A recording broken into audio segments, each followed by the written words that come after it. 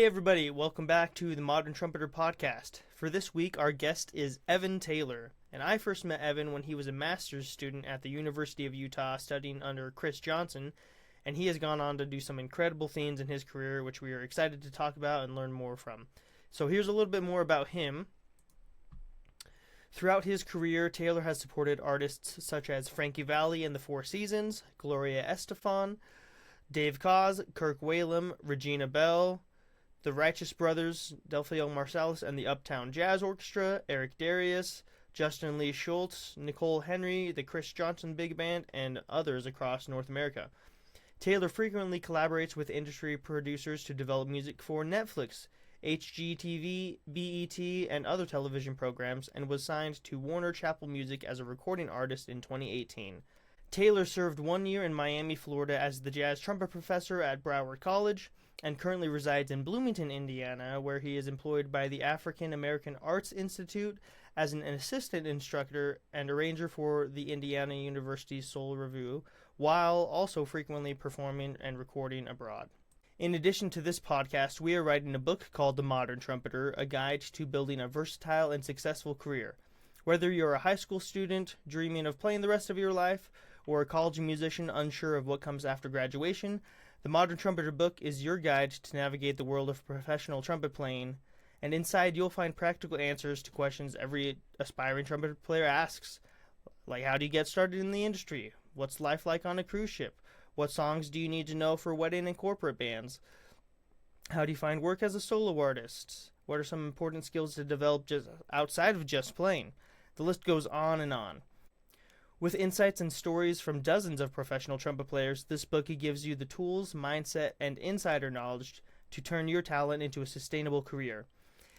Insights, stories, and behind the scenes of the music industry are provided by the likes of Wayne Bergeron, Bobby Shew, Michael Sachs, Bria Skonberg, Bijon Watson, Marcus Printup, Glen Marhevka, Dave Richards, Jay Webb, Jerry Hay, Brian MacDonald, Kiku Collins, and many, many more. Hey everybody, welcome back to the Modern Trumpeter podcast. We get to speak with trumpet player today, Evan Taylor. Evan, thanks for joining us. Man, thank you for having me. Appreciate you and appreciate everything that you're doing with this podcast. I think it's going to be a lasting thing. Well, thank you. I'm sure your stories and experiences are going to enlighten a lot of people as well, because there's so much to talk about. Me and Evan met, it was quite a while ago. It's been a number of years. He came in to the University of Utah as a graduate assistant with Chris Johnson when he was teaching here.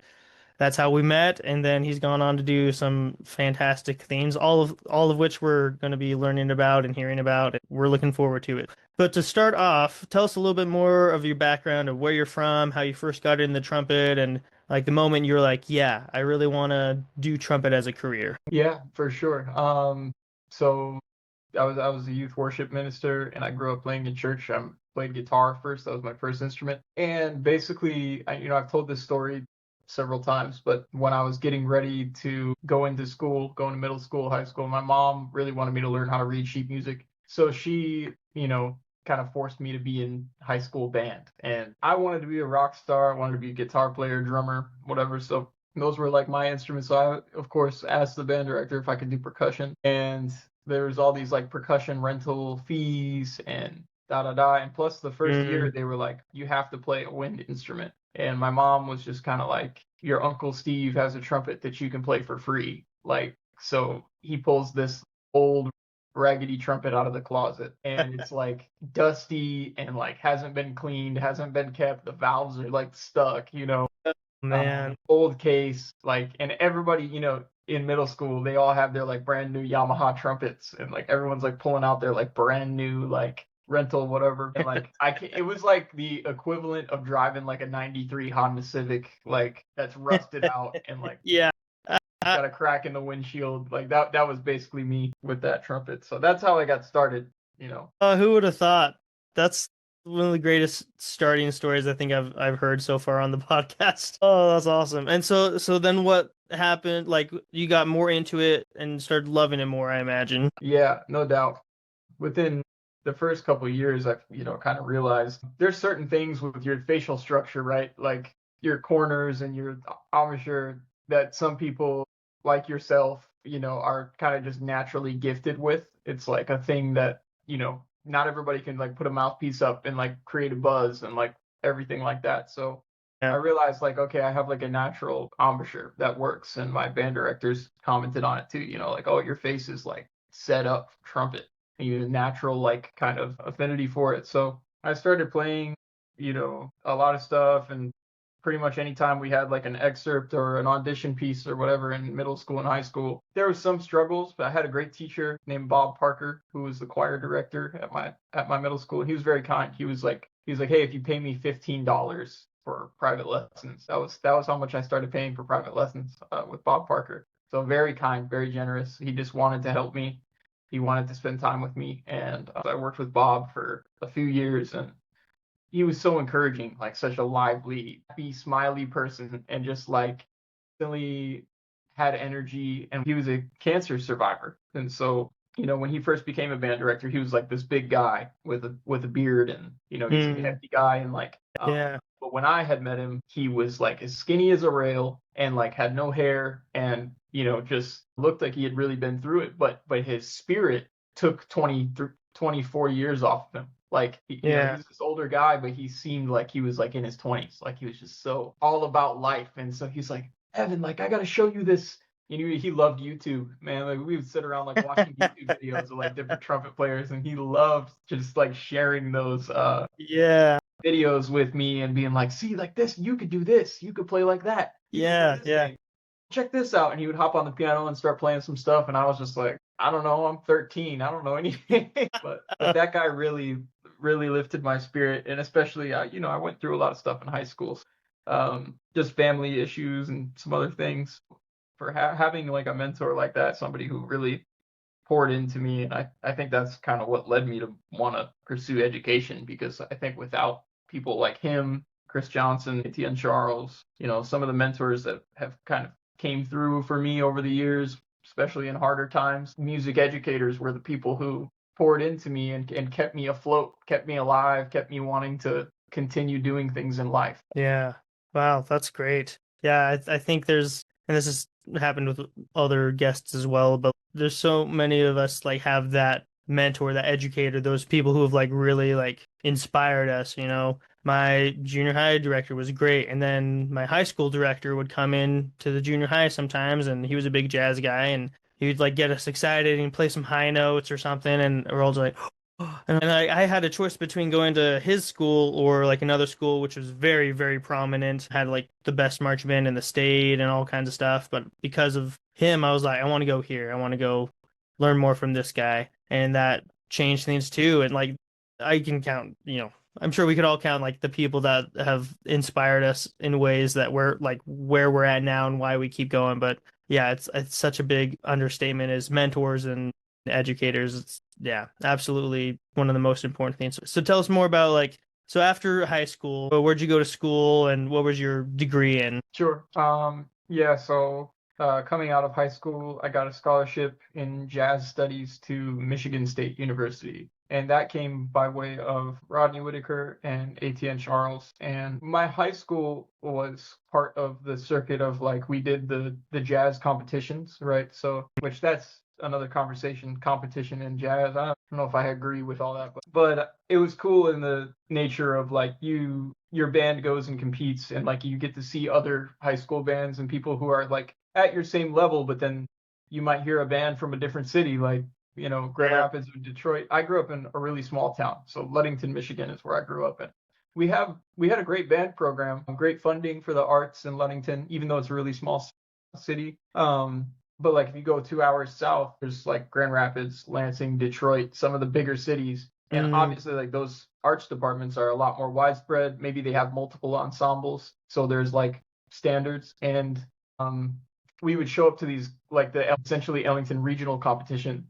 Yeah. And these like bands would come in and just like cats are 13, 14 years old, like playing changes and like playing like Charlie Parker and stuff. So that was inspiring to me as a 14-year-old in high school. And then I connected with Etienne and Etienne Charles, who's I'm sure you're familiar with him, but he's a trumpet player from Trinidad who went to Florida State University and then later became a music educator and now is a Guggenheim Fellow, worked with jazz at Lincoln Center, worked with SF Jazz and did all that stuff. And he's really incredible. Amazing improviser, amazing composer, arranger for big band. And so I met with him. I went to the jazz summer camp for 2 years in a row at Michigan State. So Michigan State hosts a summer solstice jazz summer camp.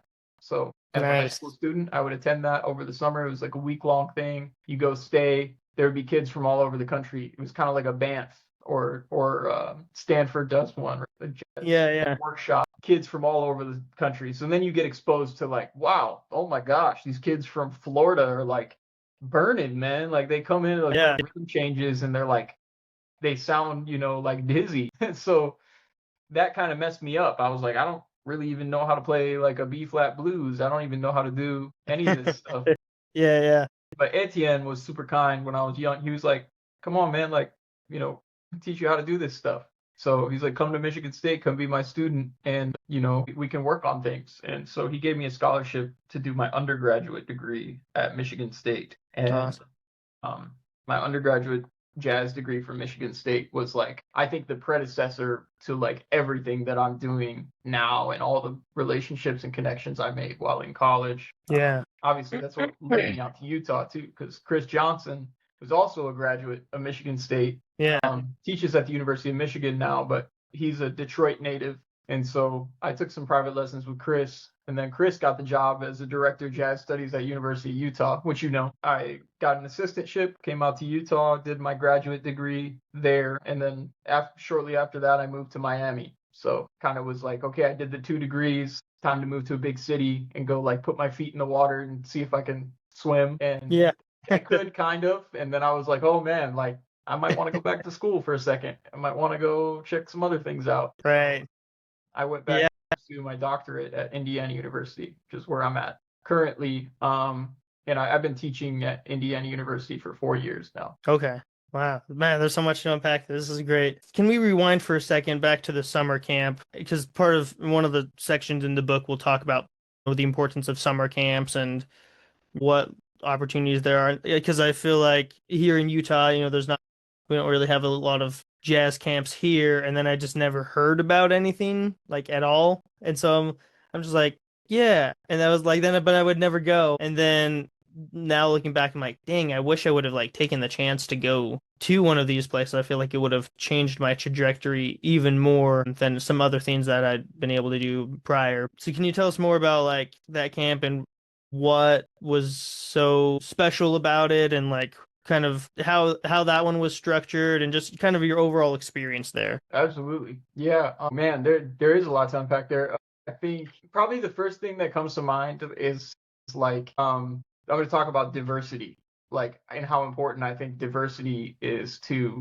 an upcoming musician, somebody who's trying to like find their way, whether they're a student or a faculty member or what have you. Diversity is really important because for a student like me, I was 14. I was a white kid coming from a primarily white community in Ludington, Michigan, and that's just a matter of geography, right? Like that's all of the people who live up in northern Michigan, a lot of them were like settlers from Germany and Finland, right? A lot of like lumber people, fishermen, stuff like that. So came and settled in Michigan. That was the place that they, and they're like, there's a lot of stories about that in Michigan, but versus, right, you go to a summer camp and you might bump into people who are from, Louisiana or Florida, where there's like, Caribbean influence, there's Black, there's all these different communities, Spanish speaking communities, Latin Americans. And for me, I think the most important thing was like being around people that were just thinking differently than I thought. I think that's important for everybody, especially, you grew up in Utah. Like, who's in Utah? It's also like a lot of white people out in Utah. So, something I noticed when I stayed out there for 2 years, and this is like, it can be like a touchy subject because people like get uncomfortable. Oh, now we're talking about race. Oh no. Right. Man, it's so important that you get around people that are not like you. And reason being is because it expands your way of thinking. If you're constantly around people who are just like you, who think just like you, you're always going to be stuck because like you're just thinking the way that you thought, that your ancestors thought, that your grandparents, your mom and dad, and everybody down the line, they all think one way. So you're going to end up just like them, which is fine if that's what you want. But if Yeah. you want to like expand your horizons and maybe like take in some things from other people, it's important. That's really Yeah. important. So what's the importance of summer camp? Man, get around people from different cultures, different communities, different cities, and you're not going to find that if you're just like hanging out at home or if you're, doing whatever you're doing with your family during the summertime. Like go spend a week in Florida. You're going to Yeah. bump into Latinx communities. You're going to, run into black people, so I Yeah. think that was like probably the most important thing for me at a young age was like getting exposed to like just other communities and other races and ethnicities and ways of thinking, ways of life. And that continues to be a major part of what I do.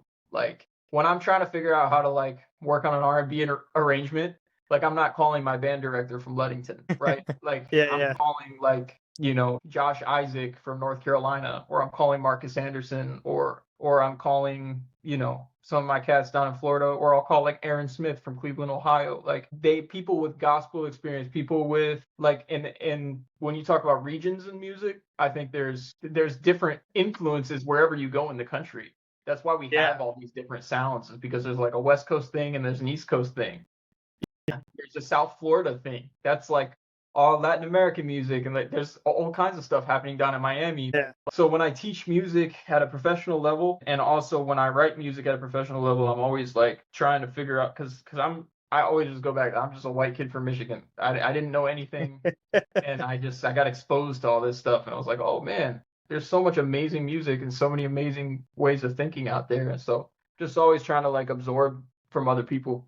Yeah. Yeah. And then was that the case also like with each school that you've studied at? Has that also been the case? Totally, totally. And I mean, Utah, there was like a few major influences for me, but the main one was Chris, Chris Johnson. Like, dude, I would hang out in his office, like just watching him work like a fly on the wall, like every day. And I became like a sponge. Like I was just like, anytime I had a question, anytime I had a thing about, and even Chris sometimes wouldn't have the answers, but he would put me onto a recording or a person, and he'd be like, contact this person, talk to them about it, and see what they Yeah. think.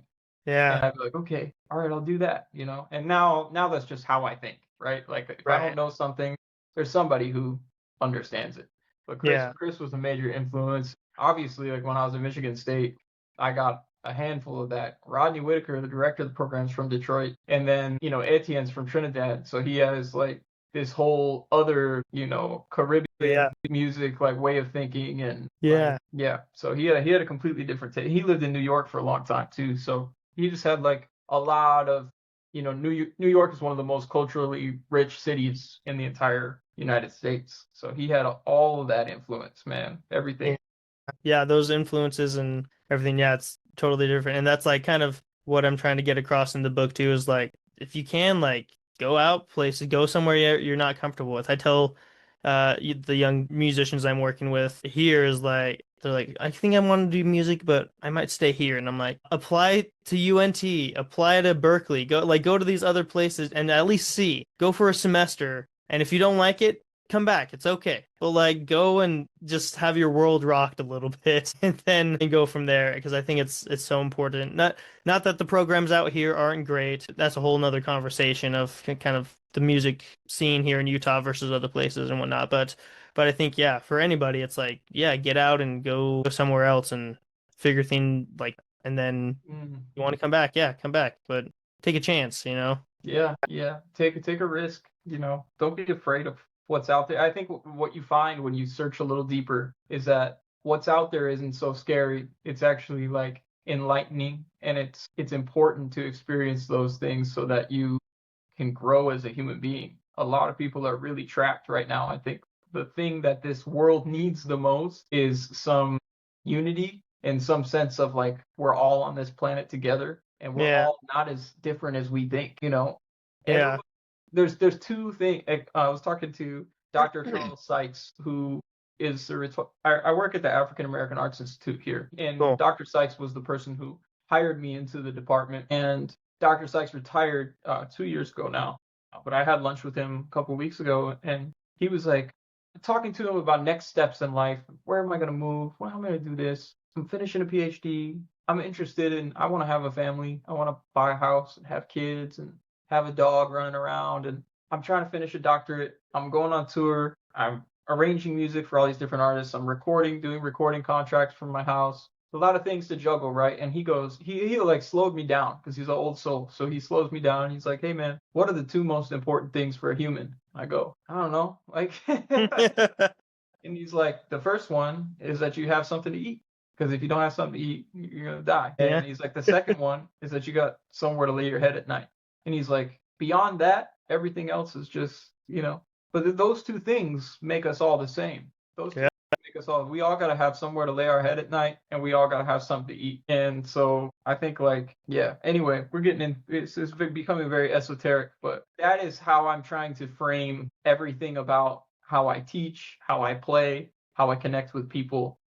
It's like, we're all the same, man. And we all got to have something to eat. And after we get off this call, you and I, we both got to go find a breakfast bagel, Yeah, exactly. So yeah, I love that. I want to go back to where your time in Miami. So you finish your 2 jazz degrees, and what was your thought process for Miami? What was your goal as a trumpet player in general, your career, kind of what was going through your head all during those handful of years? I know that's a big question. It's a crazy story. I'm ready. Audience is ready. I was in Utah, and I got to a point where it almost like makes me emotional to think about it, because I was with my homie, and like we were producing music every day, and this was like during COVID. This was 20, so like COVID had just hit the US. I had applied for unemployment because my assistantship had expired at the University of Utah. I had applied for other jobs. I started driving Lyft. And I was still playing, I was playing a lot of gigs in 2019, so I was cool. But when 2020 hit, all those gigs obviously went away. So I didn't have income as a musician to be able to, and I was like, well, that was how I was paying my bills. So what I'm gonna do now? I applied to all these jobs. No universities are hiring a kid who's just fresh out of college with a master's degree in jazz. Nobody's hiring that. So, and you can't go play gigs, which is the other source of income. I got a fellowship from Salt Lake City, and that was their arts center, the arts center in Salt Lake City, wrote me a grant. That was really nice, because that grant, the artist funding, helped me for those couple of months to create some music. I did a project for the virtual NAMM conference in 2020. We did a live recording. I was doing a lot of those virtual concerts. I worked with Social Antidote, which was another company in Salt Lake City, and we were just doing virtual concerts. We were doing outdoor concerts with masks on, and everyone was pulling their masks aside. But it was crazy times. So during that time, I say that all to say my finances were not in the greatest place, and I started dwindling through all my savings, and I get to a point where I look at my checking account and there's nothing left. There's just no money left. And so I was paying, I think, $1,800 a month for an apartment, and I paid my last rent payment, and then I had to put some stuff on credit, and then I had a check bounce from a client, and that was the week I was supposed to because I was already thinking ahead, I need to move somewhere. And my homie had a house down in Miami that was a bunch of jazz musicians living in a house, and he was like, hey man, we have this other room here. I'll rent it to you for $350 a month, which was incredible. It was 3 times less than what I was paying. So I threw my stuff in my car. I made my last rent payment. And then I had that check bounce. And so as I'm leaving Salt Lake City, I look at my bank account, and I have negative $500 in my checking. Man. And I'm driving across the country to Miami. So of course, calling friends, man, I'm crying on the phone, and I'm losing my mind. I'm about to move to Miami. I have no money. I feel like everything I've done in life has amounted to nothing. I went to school, I got a master's degree, and I'm ugly crying in the car. And it makes me smile now because it's like, gosh, I just didn't know anything. But so then I get to Miami, and I remember I had these 2 gigs lined up. One was at the Lowe's Hotel in South Beach, and that was like a promise gig. It was an Ellington tribute concert. And, so anyway, I get down there in this house. Like, you open the cabinets, and there's like cockroaches. It's South Florida, so there's like cockroaches running around. And I just remember thinking, like, and that I have this mattress in the bedroom I was staying in was like a garage conversion. So like they just put carpet down in the garage. Now it's a bedroom. That's basically what it was. So I had my bed in there. I found like a desk that I found like just at a Goodwill store, and I like set my laptop up on there, and I have my trumpet, my laptop, and this mattress, and like I'm living in like this cockroach jazz house with these 3 other dudes. It was me, Alex Larinoff, Jack Branfield, and Leo Folsom, who's out in LA now. He's crushing it. Well, the 4 of us were just like shedding, and then we would go play these like corporate jazz hits on Miami Beach, and the gigs would pay really good. Like they were killing, like South Florida at the time, even though it was COVID. Like I guess everybody just escaped to Florida and was like down to clown. So we went out there and hustled, and we would play these jazz gigs, make some money, pocket it. I started paying my bills. First gig was like $500, so my $350 rent payment, I'm good. But I had 2 gigs that week, so I remember I paid my $350 to Alex for the rent. I paid off that negative $500 that was in my account, and then I had like $250 left over. So I was like, what do? Go get groceries, right? Gotta have something to eat. So I went to the grocery, went to Publix, and got my stuff. And this was like week 1. Then my friend Blake Cross recommended me for a party band called Rock With You. Wedding gigs, playing trumpet with a DJ. And I started racking these up, like boom, boom, boom. I was doing like 4 or 5 of them a week. I was doing that. I started getting called, hey, there's this young trumpet player in Miami. He can play lead. Got called for a few other wedding bands. So now I'm doing like 4 or 5 wedding gigs a week. I'm crushing it. Yeah, that's great. And then like about 6 months into living in Miami and doing 5 wedding gigs a week, coming home at 2 a.m, I get a call from Anthony Stanko, who's now the jazz trumpet professor at Michigan State. Anthony calls me and says, hey man, I'm leaving Broward College. There's this position open to teach trumpet at Broward College in Fort Lauderdale. Are you interested? And we had the whole conversation. It was like about a month of negotiation, talking, paperwork. I get a job as the adjunct trumpet professor at Broward College in Fort Lauderdale. Nice. So now I'm like, I can breathe. Like I have not only like gigs coming in, but I'm teaching too. Yeah. And then I met Teddy Moulette, who came to do a masterclass at Broward College with the Miami Sound Machine, Gloria Estefan's band. Yeah. So then this other person reaches out to me, and they asked, like, we want to come over to Universal to record Gloria Estefan's Christmas album. Nice. Like, let's do it. So I go over there and did that, and it was like quick in and out thing. Gloria was there, and we got it done. A couple months later, I got a call from Rodrigo Gallardo, who was a trumpet player down in Miami, who had a lot of gigs playing with like different wedding companies and stuff. And he was out at the time, I think, with KC and the Sunshine Band. I could be wrong on that, but Frankie Valli and the Four Seasons needed a trumpet player for a short run down in Florida. So Robbie Robinson reached out to me, and I took that gig as well. So within like 1 year, like my whole life was like different. Like now I'm playing with Frankie Valli and Gloria Estefan, and I'm like in the studio, and now like you do a couple things like that, and then there's like maybe a little bit of a buzz or whatever around who you are as an individual, and like people you're relied on. Like that is so important as a musician, is like your name is everything. You if your name is getting tossed around like, oh, that guy's like not reliable, he doesn't show up on time, he can't really make it through high note stuff, or like or like he can't really improvise that well. Like people talk, everybody, but I was showing up. I just kept showing up and showing up and showing up, even when it got like really, really challenging. I just was like, man, I got to make this happen. Yeah. And so one more call comes through, a major call for a major tour. It was talk about a crushing blow. It was a tour in Europe, and it was playing third trumpet in the band. I'm not gonna say like what it was, but the MD calls and says, here are some charts, and here's the MP3. can you just send us back a recording? Well, I had taken a couple weeks off playing. Like, I was burned out, and I had taken a couple weeks off, and shoot, man, like that call comes through. I'm like, yeah, man, yeah, I'm super down. Like, let me get it right back to you. So then I'm like hurrying up, like trying to get my face back together. Yeah. I like send this clip over to him, and then I hear nothing back, like for like a week. So I keep reaching out to the MD, like, hey man, like, did they make a decision? And he was like, yeah, we decided to go with somebody else, man. Like, sorry, maybe next time, maybe if there's a gap or whatever. And I was crushed, dude.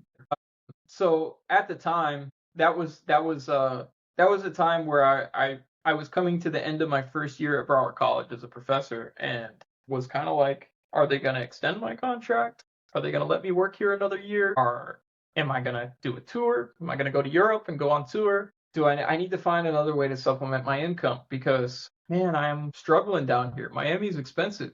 You go out for a meal and it's $70 for a meal or something, I was tripping about rent and payments and stuff, and I decided it's time to go back to school. God was telling me that it's time to go back and go work on school again for a little bit. And I also saw that, like, something that genuinely happens with a master's degree in music versus a doctorate in music is like you can double your income just by having that certificate that says you're a doctor. So yeah. So I was like, yeah, I want to go back. So I called a bunch of schools: UNT, South Florida, UCLA, USC, Indiana University. Got a hold of John Raymond, who came out to the University of Utah when I was there. We had a good hang. This is where your relationships come into play, right? Like, yeah. somebody who I had met 4 or 5 years ago, who I had a good standing relationship with and had a good time, chatting with. And he was like, yeah, man, there's a brand new doctoral program at Indiana University if you want to come be a part of the trumpet studio. And I was like, well, the main thing is, like, I need to get a job right now. So I was like, as much as I'd love to come get my doctorate, like, I got to figure out financial circumstances. Well, the African American Arts Institute had assistant instructorship open. So the way those AIs work is that, like, you can get paid to go to school, basically. So as long as you're enrolled in 6 to 12 credits per semester, the university will fund your school, and they'll also, pay you like salary and healthcare and stuff to come work. They're rare. You have to apply for them, and you have to, be a valid candidate. But I was a valid candidate, and I did my interviews and submitted all my paperwork, and they decided to hire me, which was a huge blessing. Yeah, for sure. I moved to Indiana, Bloomington, Indiana, 4 years ago. And that is where things really started to get interesting, get spicy. Man, how so? Tell me more. I'm on the edge of my seat here. Well, I connected with this guy, James Strong, who is my director. He's my boss. And that's him and Dr. Charles Sykes hired me for this position. It's the mission of my job is I work for the IU Soul Review. So the IU Soul Review is a ensemble dedicated to preserving and performing Black popular music. It was founded in 1970 by Portia K. Maltsby and Dr. Herman C. Hudson. And the department is brilliant, man. They have a multi-million-dollar facility where they have students come in, students audition. It's an audition-based ensemble that promotes Black popular music. And so these students come in, we do like American Idol style auditions, panel auditions. They audition, get the students in, and then we go to work. We basically like put them right into the industry. We have a room set up like a rehearsal hall, grand rehearsal hall, just like if you were at Center Stage in Los Angeles, and there's like microphones set up, a backline drum kit, keyboard, bass, amp, everything. And it's like set up like a professional rehearsal space. We have a sound team running front of house and recording the rehearsals and, all that. So yeah, I am the arranger for the band.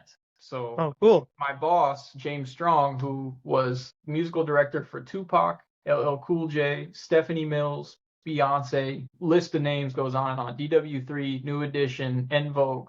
He's done all kinds. He was in LA for 20 years. So he's a great bassist and musical director.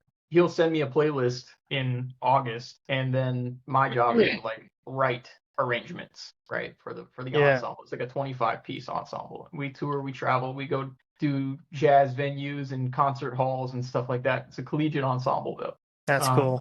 It's beautiful, man. So for the last 4 years, I've just been shedding my chart writing, creating stems and logic, playing keyboard when necessary, playing trumpet in the band when necessary. Sometimes my boss goes out, he's still touring with Switch. So when my boss is out, I step in and direct the ensemble as well. And all those things just become assets, right? Like they help your way of thinking, help your process for when you get called for things. So then when I got the call to go be a part of Dave Cos's stuff, like my mind was already like in the right place. Like I still had things to learn, but like my mind was ready for it. Like I was like, okay, cool. I got a call. It's a very professional call, and I'm gonna go do this with the best intent and the skills that I possess. I will bring those to the table. I'll bring a good attitude. I'll be on time. Make sure I respond to my emails and try to just put my best foot forward here. Yeah.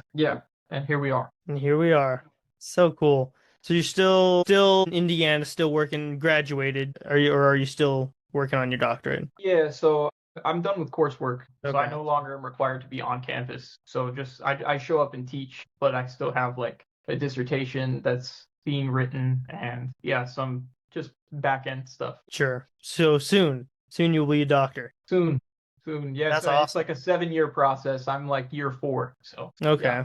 Well, good for you, man. That's awesome. Yes, that's not an easy endeavor from Definitely people not. that I've talked to and heard about it, and so it's well done. Good for you. Thanks, brother. And so before we were started recording, you mentioned how you might be applying for some places out in Utah. You just talked with one of your mentors a few weeks ago about what's next and whatnot. So, but since then, since you've talked with him and as you've been thinking, what is your plan moving forward? What are you thinking you're wanting to do and kind of the next steps for you and your career and your life and whatnot? Sure. Well, yeah, I mean that's there's a bunch of things. I'm putting a record out in May, which is really Nice. exciting. I don't know if I'm allowed to talk about the album yet.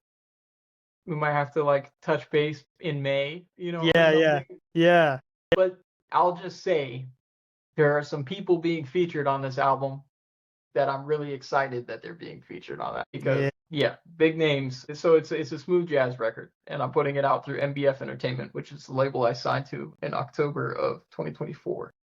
Okay.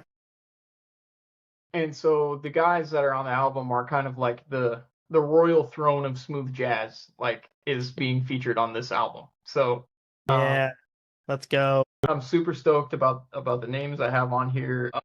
Not only from a perspective of like musical marketing standpoint, but more the perspective of like the actual music that they bring to the album is really exciting Sure. because they're just Yeah. monster players, amazing. They're so detailed and so like in touch with like how to make music feel and sound amazing, So Yeah, yeah. their attention to detail has been really helpful. They've been huge mentors to me. So I'm gonna release that album. I'm going on a tour with Dave Cos in June. It starts in April, kind of, because we're playing New Orleans Jazz and Heritage Festival. We're playing Cool. Seabreeze Jazz. We're headlining Seabreeze Jazz Festival, which is super exciting. Seabreeze got a stellar lineup this year. I mean, they have like the Commodores and like Morris Day and the Time, and like it's like, man, you should go check out Yeah. that poster. I was so stoked when I saw it. It's like, oh my gosh, what in the world? But in June we're doing a Southeast Asian tour. So we'll start in Jakarta, Indonesia. We're doing China. We're going to Japan, going to Tokyo, and playing. We're doing like a Blue Note run over there. We're doing Nice. Java Jazz Festival, Blue Note, and then on our way back we're going to Hawaii and playing Oahu and playing Blue Note Hawaii. And then Nice. I think the final date of our tour is Newport Jazz Festival. Okay. So it's a stellar run. I'm just like if you talked to me 5 years ago and told me that I was gonna be doing all this stuff, I was like, you're lying, right? Like I don't. Yeah, yeah. Life equips you in the weirdest ways. Like as long as you're like open to receive the things that are coming your way and you pursue things with like a intention and kind of, I don't want to say aggression, but it's kind of like an aggressive thing. Like you have to be like, I want this. I want this more than anything. Going Yeah. after it. And Yeah. then life rewards that action. You can kind of get where you need to go. Yeah. Yeah. And so, yeah, that's great. So you're after all that, are you still going to be in Indiana or you'd mentioned applying to some places out here, kind of what and Yeah, like do so you I'm want I'm yeah, yeah. applying to several positions. I actually I did submit an application to UVU. Really? Yeah, so they have like a commercial music professorship open at UVU. Interesting. Okay. So I applied for a commercial music professorship there. Okay. I've applied to USF in Tampa, Florida. Okay. I applied to UNT in Texas. North Texas has that's a jazz lecturer position, trumpet. I do a handful of things. I compose and arrange. I record for film. I do film music, so I produce and I play keys, and I'm a multi instrumentalist. And I play trumpet too when I tour. So um, Yeah. I can teach a lot of different things, but I'm most interested in like teaching students how to record and how to Mm, market themselves. And so I think the commercial music position would be a good fit. I also yeah. applied to UCLA, so we'll see what happens. And SUNY Purchase had a professorship open as well. So I've just been like submitting applications around the country and putting feelers. And in the meantime, I'm working on like getting this record out and trying to go do an album release tour and do some different shows. So Yeah. Yeah. I'm heading to LA this weekend. I have a show in Los Angeles on Sunday. Nice. Well, in Seal Beach, California, Spaghettini Jazz Club, Okay. world-renowned jazz venue. So I'm excited for that, and that's coming on Sunday. And then I'll be Monday. So the day after that show, I'm going to Center Stage in LA to go rehearse with Dave. And Yeah. we have a full week long of rehearsals. So I'm rehearsing with Jonathan Butler, Dave Koz, and a list of other people. A bunch of Yeah. stuff. I've had like a lot of stuff rattling around up here, but week long rehearsal, and then we head to Brazil on March 19th. Busy times. Lots Yeah. going on. That's so cool. That's awesome. Yeah, it's literally you're just going all over the world, just playing. Man, just trying to So make the cool. dream work. It's so cool. It's like, the the travel aspect of like music is so like cool because people pay thousands and thousands of dollars to go to Asia and Japan and like all these places, and then it's just like you're getting paid to go. It's like, yeah, you don't get to maybe stay there for a week and relax per se, but like you get to go all over the world. It's like, that's so cool. No doubt. No, I do love touring for that reason because, we play our 80 or 90-minute show in the evening for an hour, but then the rest of the time we're just in different cities. We're maybe there in Jakarta for 2, 3 days, and it's just like you get to go explore and see what it looks like and what's Yeah. I've never been to Jakarta, so this will be cool, man. Like I've never been Yeah. to China either. It'll be interesting. I'm excited to just see some things that I've never seen before. And, Yeah. kind of like what we talked about earlier, just exposing yourself to Yeah. what's out there and just taking the risk. Yeah. I love it. I think that's great. Like I tell some kids that are here, like they're like, I think I want to do music. I'm like, okay, well when you go, if you're going to school here during your summer, like go out on a cruise ship, go to Australia or something, like right, like go get some experience and go see that, and then come Yeah. back. Pocket your money. That's a great summer gig. Like go make more money doing that than like your McDonald's job during the summer with like kind of not as many like gigs or stuff. I'm like, go get out, go do stuff, and then come back. Like really get that real world experience and cut your teeth on a real bandstand. Man, no So doubt. I'm like, man, I wish I would have done that when I was younger, but it had no idea. But I'm happy also. Everything's worked out perfectly for me and everything that's been happening in my life. So I'm totally happy. But I'm like, man, in another life, maybe I would have done more of this stuff and gone a different direction. But it's okay. I want to go back to a couple things that we talked about. So you mentioned in Miami how you had like kind of a burnout period, and wanted to take a couple weeks off the horn. For lack of a better term, what happened there, and kind of what led to that point? And because I feel like that's like, yeah, we have this idea of like, oh, I play the trumpet and I'm working 5 nights a week, and that's ideal and that's great. And how can anybody not love that? And each person's different, and whatnot. But I think it's more than just I'm playing for like all these gigs and that's it, and I'm totally happy. Like there's more. There's like the real side of it of like I'm tired, and so I'd love to hear your perspective on that and your experience with that 2 week of just like I need a break. Man, well, so I've had burnout happen a few different times in my life. I mean, even like it happened like last year when I got off tour, like in August, I was just like, sorry, September. September when I got home, I was just kind of like, oh my gosh, like I don't even want to do music right now. And like, I think anytime that happens, it's a combination of things. It's usually Yeah. a lot to do with like how you're eating, how you're sleeping, how you're processing. My director always says, you got to let the tape play back. Gotta let the tape play back. Like, Yeah. you watch a great football NBA team, like they play, they practice. Sometimes you got to go sit in a room and watch the tape. Yeah. And that to me has become a paramount infrastructure of how I do things now. Sometimes I just watch the tape. And I think it's like important to like have time on the face always, because that is like a muscle where it's like if you take 2 weeks from going to the gym and then you try to bench press 250 pounds, you're gonna be like you're done. Like you can't do it because you're just like your body's not used to like putting that kind of weight up. So your arms are Yeah. gonna be wobbling, you be shaking. It's the same thing with the trumpet.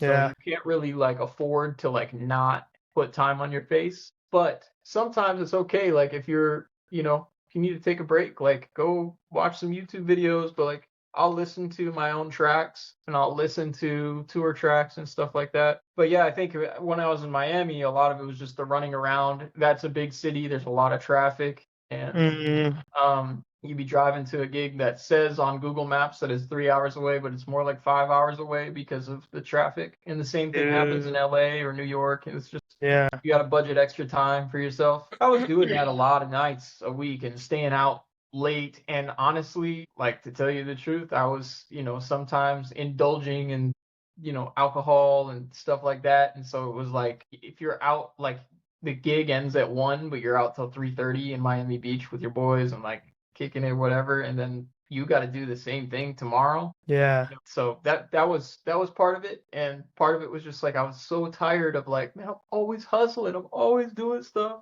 trying to do stuff for other people. When am I gonna get time for me? Yeah. Sometimes you can be doing all the stuff, but it's not all the right stuff, and Yes. you can crowd your calendar and be busy, busy, busy, busy, busy. But if you're not working toward a goal and you don't have like the finish line in mind of like where you're actually trying to get to, you can be so scrambled eggs just doing this, that, and the other thing and just like have no end goal. So now I think my maturity and like the things that I've discovered is like to move with intention of like, this is the direction I'm trying to go. There's a Yeah. reason behind why I'm doing this. Yeah. I don't just take any and every recording that gets sent my way because some people send me tracks and they're like, hey, can you record on this? And saying no is important. Learning how to Yeah. be like, hey, I can't do that because I have this, and this going on, or I don't have anything going on. But sometimes the mental capacity that it would take for me to like sit down and like exert that creative energy, it might be better used somewhere else where like applying that energy to a collaboration that's going to significantly impact my future or applying that energy to myself so that I can recharge and that I can come with 110% every time. Yeah. Yeah. That's another part of the book. Like, there's people who've like the theory that's worked for them is like say yes to everything and just absorb and everything. It's like, yeah, but also like, but then the other side of it is being able to say no. And I think there's important times for both. When you're young, yeah, trying to get as much opportunity experience, but like, there's also, guys like Wayne Bergeron and Dan Fernero aren't really doing weddings anymore. Like, as an Right. example, whereas like, could they? Yeah, absolutely. But like, they're it's the time for that is kind of gone. If it works out, maybe, or whatever. But yeah, being able to say no, and so that for you, it sounded like it just got to a point you're like, I just need 2 weeks to detox, for Yeah. lack of a better term, just like I just need to chill for a minute. Yeah, I think, well, I was just in the face of everything that I was dealing with and like feeling like my life was moving 100 miles an hour all the time. It's like I didn't have the same structure that I do now. Like Yeah, I have structure now. Like I had 2 calls this morning before this call, and like I went to the gym already and like had my smoothie for breakfast, and like yeah, there's some structure to like how I do, but that's because I shut everything off last night at 10 p.m. and like went to bed because I knew that tomorrow morning is coming, right? And yeah, that's just something you learn when you grow up. Like okay, like I could stay here and watch 4 more YouTube videos, or I could scroll on my phone for another hour, yeah, but you're gonna yeah, pay for that tomorrow morning when you wake up. because you're gonna be tired and you're gonna have bags under your eyes and you won't be able to talk, you won't be fluid in the things you're doing. So just Yeah. have a little more discipline and a little more like, okay, let me go to bed on time, let me eat the right food so I'm not dragging through the day and like yeah, that stuff is just learned, I think, over time. When I was in Miami, I wasn't doing that. I was like eating Taco Bell at 2 a.m. after the game, like, Yeah. why am I so tired? And that's what I see in a lot of my students now. It's hilarious, man. Yeah. You It, know, it, you ask them about this, they're like, I'm just so tired and I'm so da da da. I'm like, well, what'd you eat for breakfast? What'd you eat last night for dinner? What time did you go to bed? 2 a.m. Well, why'd you go to bed at 2 a.m.? Well, I was at, something's house and then we came back here and, then, I'm like, well, what do you uh, expect? You know, yeah. you are kind of like you're the result of your action and inaction. So Yep. And that's you've just described like every like young adult that I know, just like they're figuring it out. So it's oh, that's great. But I mean, it's true. It's true. And, yeah. So you're talking about how you're like multi-instrumentalist, you're doing the recording stuff, you're doing the commercial music, and you're just super versatile across music, not even just trumpet. I think, and maybe tell me if this was the case for you early on, and if you see it in your students. I certainly saw it in me. Was like trumpet, and I'm just gonna play trumpet, and that's it, and I'm gonna do great, and that's all I need to worry about. And that's what being a trumpet player means is you don't do the arranging, you don't do the recording, you don't do the multi-instrumentalist stuff. It's just like it's just trumpet. Do you feel like that is the case for a lot of young musicians, or maybe not? That's what I see a lot of the time is I want to just do trumpet, and so they don't spend time in some of these other areas of music that that you and me have delved into that also are a part of our career besides sure. just playing the trumpet. Yeah, I think like there is something to be said for being a specialist. Like, like I specialize in, saxophone playing. But like any saxophone player that is like really, really, really out there, like playing professional gigs for, whether it's an orchestra, Broadway, Justin Timberlake, or something else, they do doubles. They have to play Yeah. flute, they have to play clarinet. I mean, even like Leo P, who's on our tour, Barry sax player. There's a Yeah. moment in the show where he like pulls out a clarinet and like takes a clarinet solo. Dave Koz plays, alto saxophone, but he can also play amazing tenor saxophone, and he also plays the soprano or sopranino, like Yeah. and they're all different skill sets, and those skill sets become assets. So my thing is like the more tools you have in your tool chest, the more things you can go work on. Yeah. It's great if you're an electrician, but what if you're an electrician and a plumber and you can fix the car? Like Yeah. you're an automotive repairman. Like if you can do all those things, those are just extra paychecks that might come across your desk, and then you could take that check and sign it, right? Because Yep. you did the work. Yeah. So to each their own. I think there are people out there who are certainly like a Wayne Bergeron, but not everybody is Wayne Bergeron. More power to you. Like if that's how you can operate. Personally, I don't think I'll ever be good enough as a trumpet player to just be a trumpet player. Mm. Like I don't know.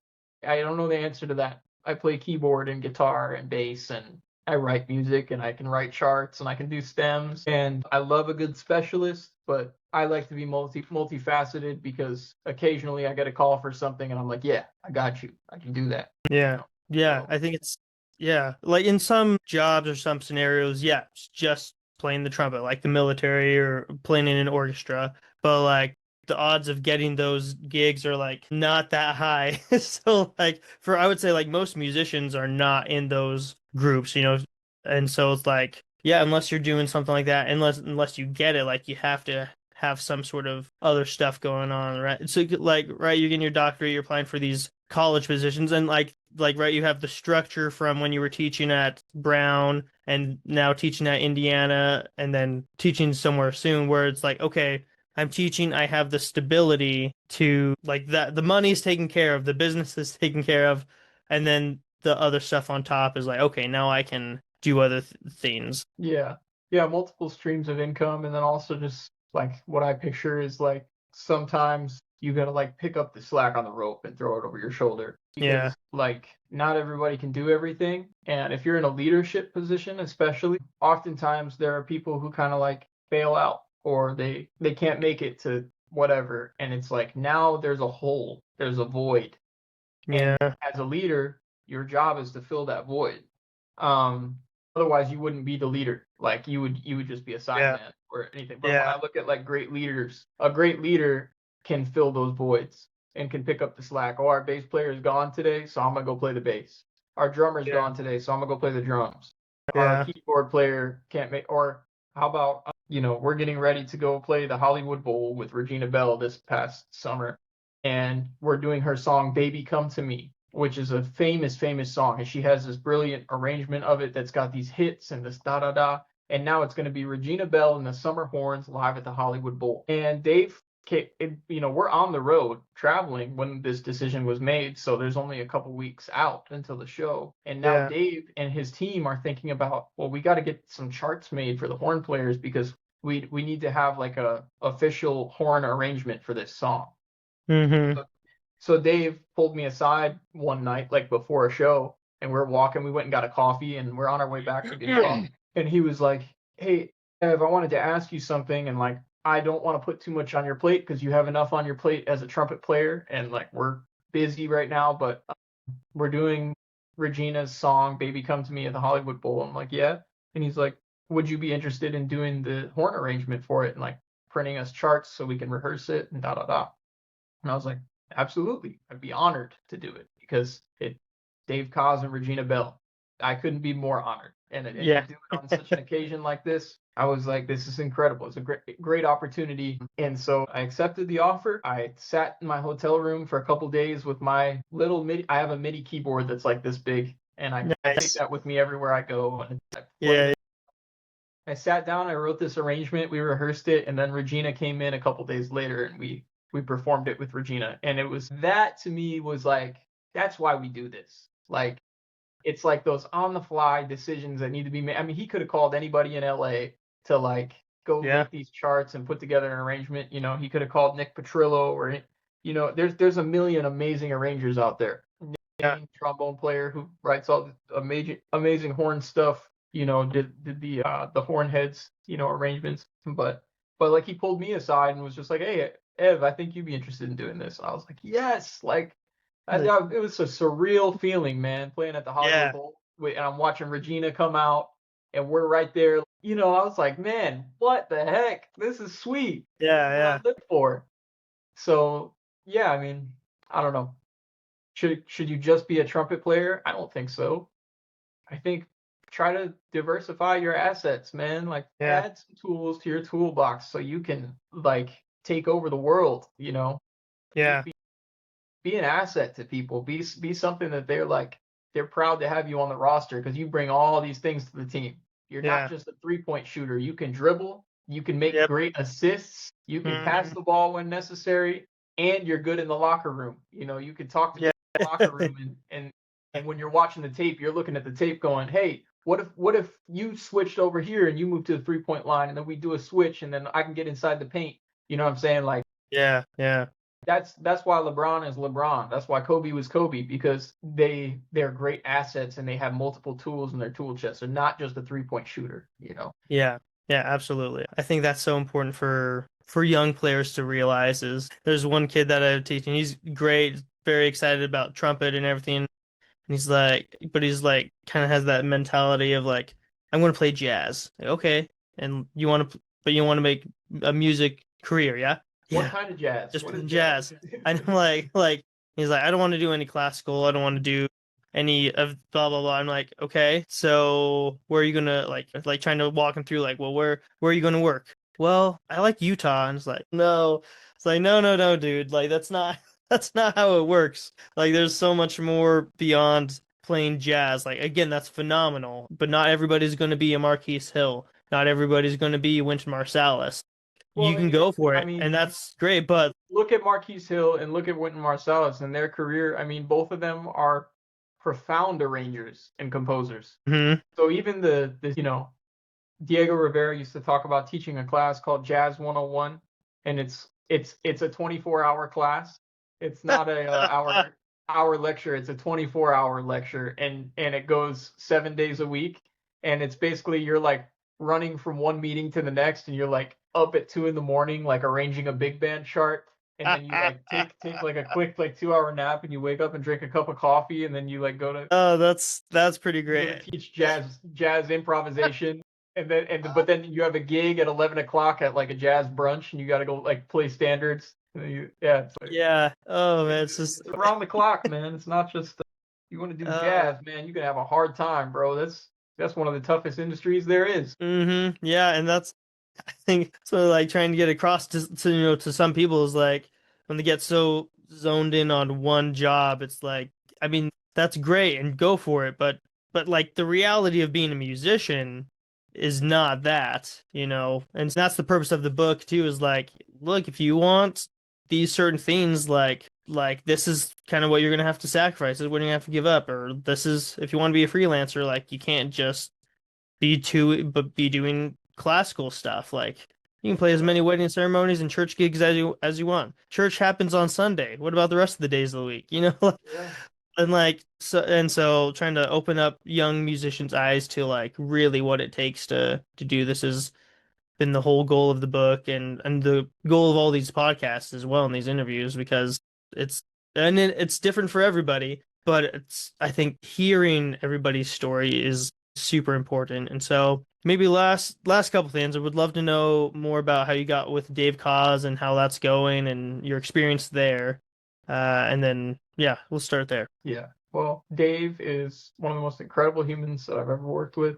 Just start by saying that. The guy is the most personable, genuine, kind human being on the face of this planet. I mean, for real. Like, guy is an amazing saxophonist, but an even better person. And his musical director is Randy Jacobs, who is also one of the greatest musicians. He's so talented and also a very kind human being who cares about the younger generation. And both of these people are very, very strict about who they let into their circle and how they manage their time and how they manage the millions of different tasks that they have to, conquer. I mean, Dave does multiple things throughout the year. He does a summer tour usually.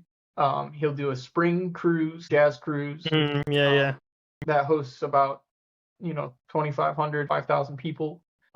He hosts a cruise, like a Soma cruise in Italy every fall, and then he'll do a Christmas tour. So that's 4 times a year that he is completely active as a musical director, as a, coordinator and manager of hundreds of emails and relationships. Yeah.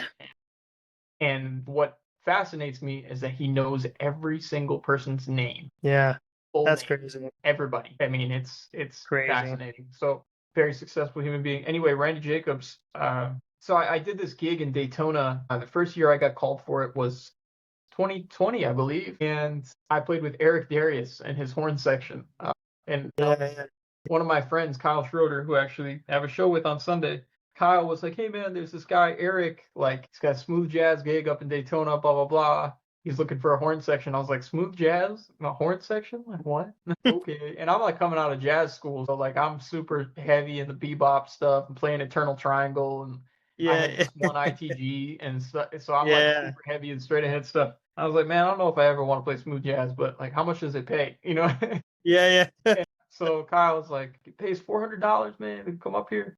So I jumped in the van and I drove 3.5 hours up to Daytona to go play this gig. And I got up there and like Eric's set was slamming, dude. It was like so killer. I mean, he's become a great friend of mine and I love his music so much. But I played that gig and the following year, November rolled around again and I got called back. He was like, hey man, you want to come back to Daytona in November, come play my set? I'm like, sure, let's do it.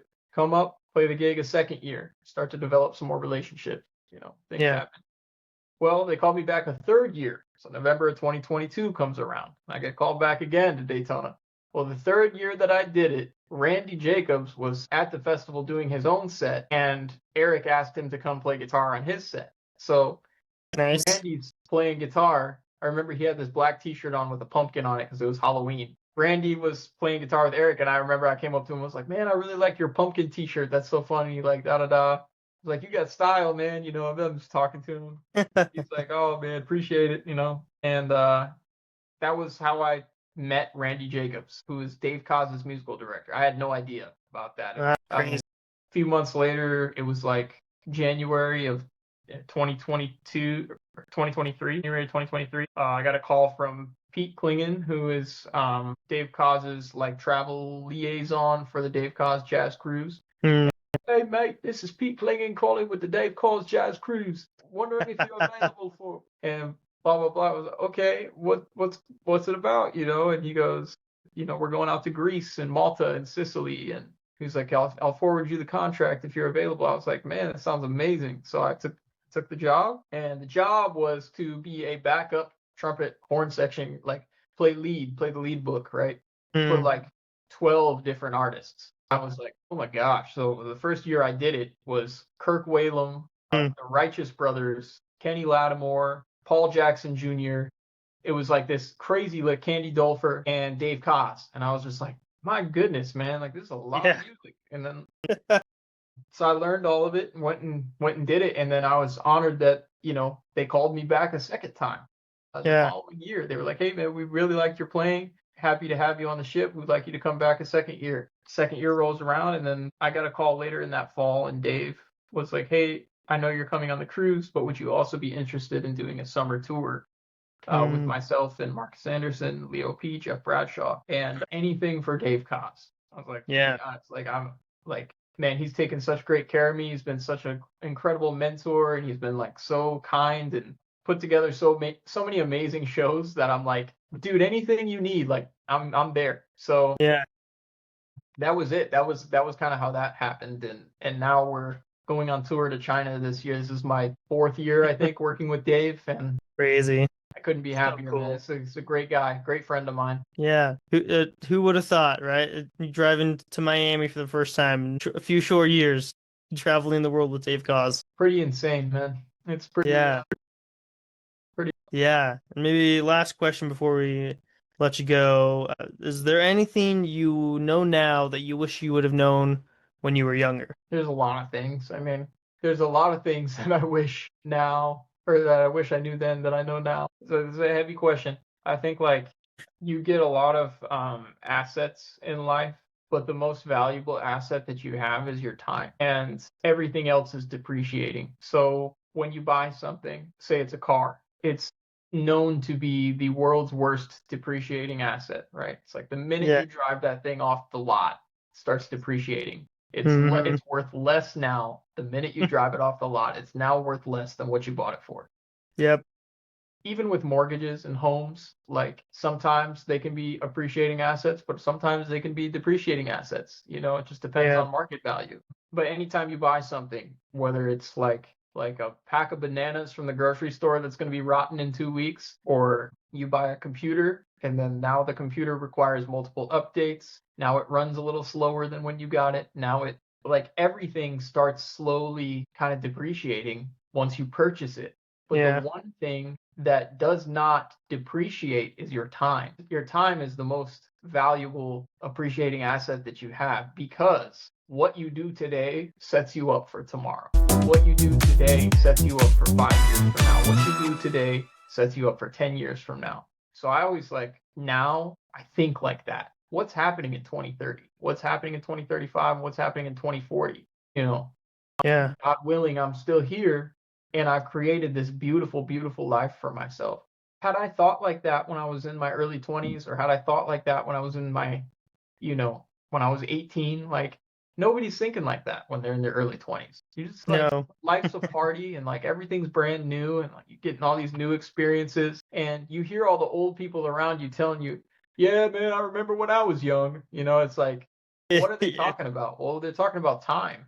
They're talking about the things that they wish they could have. We're not talking about just financial investments. We talk about your relationships. That time you wish you could get back with your mother. That time you wish you could get back with your father or your brother or your sister or your cousin, or, people grow up, they get old. Not to be morbid, but, your life will come to an end at some point. So the most valuable thing you have is today, is your time today. And what are you going to do with your time? Yeah. And I think that's the most important thing to me ever now. I'm turning 30 this year. What I wish I knew then is that time is the most valuable thing. Don't waste your time or don't waste your time or your energy on things that are not appreciating for you. Yeah. Yeah. 100%. Oh, that's great. Well, thank you so much, Evan. I really appreciate you taking some time out of your day to chat and tell us your experience and your insights, and just looking forward to all the great things that you're going to be doing in the future. It's going to be awesome. So, thank you once again. Man, no problem. Thank you. I appreciate you, man. Yeah. Thanks for having me. And like I said before, man, thank you for just hosting this thing and like getting knowledge out to people. And it is what we just did is valuable because we spent our time creating a future for other people, which is really, really important. Yeah. Knowledge is power, and that's the goal. Try and get that knowledge and wisdom from everybody out to the next generation of players. And so, thank you again. No doubt.